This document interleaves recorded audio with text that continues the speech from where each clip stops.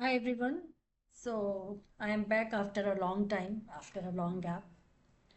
So we are going to start grade 9 Heron's formula today. And in this Heron's formula, actually, we are talking about the area of the triangle, right? So let's recap some of the concepts which we have done in the previous classes. For example, area of the triangle is what? Which we have done in grade 7th. That is 1 by 2 base into height. Suppose this is my triangle ABC. Then this side is my base. BC is my base. And what is the height? Height is actually this perpendicular drawn from the opposite vertex. This is my height. So if you know base and height, you can easily calculate the area of the triangle 1 by 2 base into height. You need to plug in the values. Okay. Come to the second type. So first of all, I am going to discuss some of the uh, areas of the triangle, some of the formulas which you already know, and that will be utilized in the Heron's formula chapter as well. So area of an equilateral triangle is what? Equilateral triangle means all the three sides are equal, right? This type of triangle, ABC. Equilateral means all the three sides are equal. If the side of the triangle is A, then area of an equilateral triangle is root 3 by 4 side square, or I can say root 3 by 4 A square. Third formula, which is about right angle triangle. This angle is 90 degree. This side is hypotenuse, and these are two sides, base and perpendicular. So if I want to calculate area of the right angle triangle, the formula is 1 by 2 base into height, because here perpendicular is also known as height. Fine. So 1 by 2 base B and height H will give you the formula or the value of the area of right angle triangle ABC. Then we come to the fourth formula, that is Heron's formula.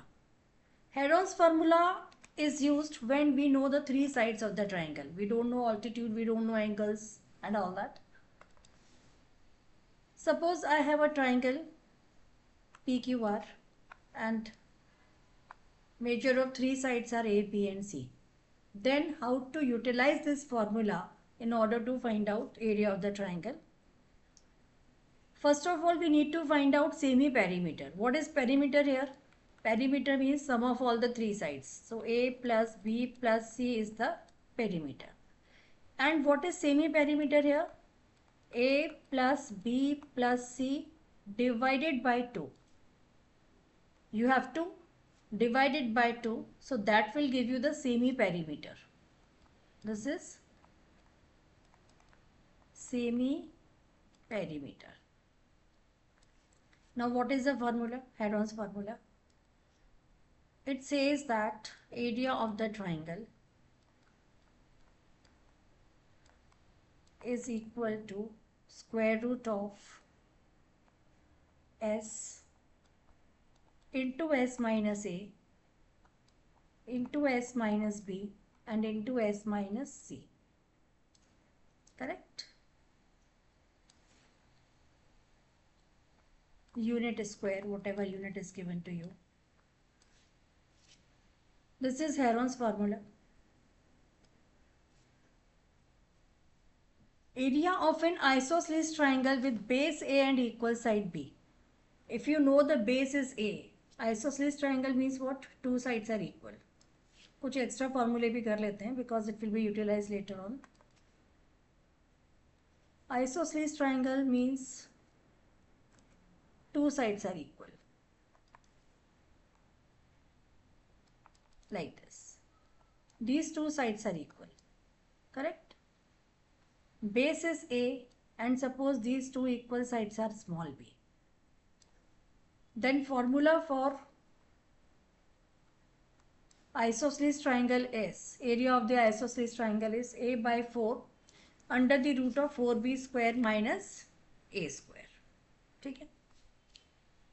Diagonal of a rectangle, how to find out? Under the root of L square plus B square.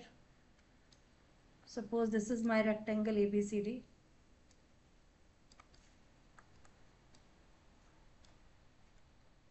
This is length, this is breadth.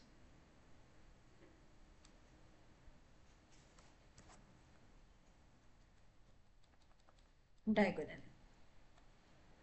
So this angle is 90 degrees, so we can easily use Pythagoras theorem in order to find out diagonal of a rectangle.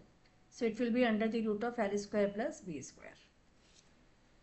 What about a square? Diagonal of a square. Square means all the four sides are equal.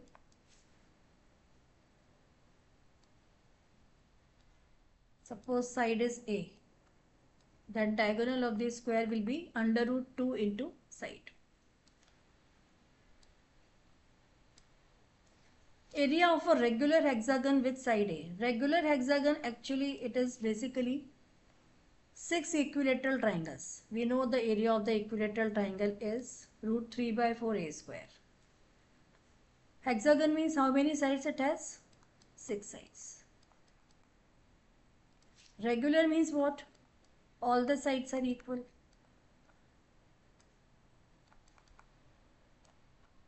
And all the angles are also equal.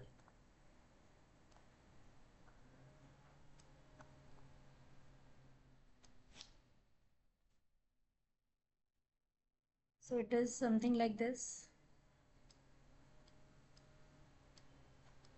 So if you see,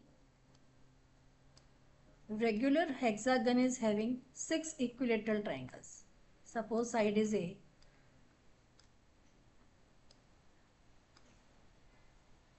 So area of a regular hexagon will be 6 into root 3 by 4 A square. So these are the basic formulas which will be utilized in Heron's formula. So in the first lecture, you should note down all the formulas from this sheet and just try to memorize it so that you can apply it in the questions. How to do the questions, which we are going to discuss in the next lecture. So first lecture is all about the basic formulas which you should note down in a sheet and you should remember all the formulas. So see you in the next video. Thank you.